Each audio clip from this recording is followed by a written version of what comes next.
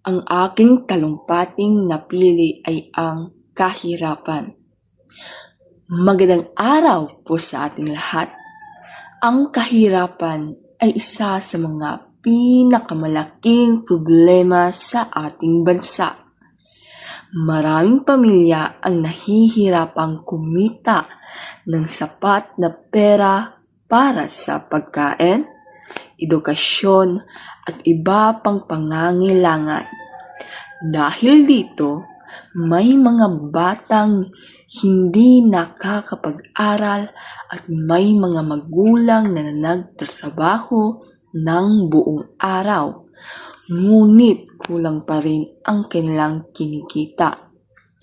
Ngunit hindi ibig sabihin na wala ng pag-asa. Maraming tao ang nagsisikap at hindi sumusuko upang mabigyan ng magandang kinabukasan ang kanilang pamilya.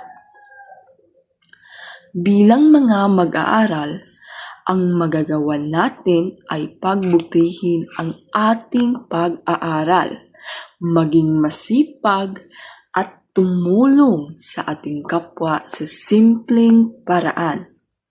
Naniniwala ako na ang edukasyon ay isa sa mga susi upang makaalis sa kahirapan. Mga kapwa ko mag-aaral, hindi natin agad mababago ang mundo, pero maaari tayong magsimula sa ating sarili sa pamamagitan ng sipag, tiyaga at pagtutulungan. Makakamit natin ang mas magandang kinabukasan.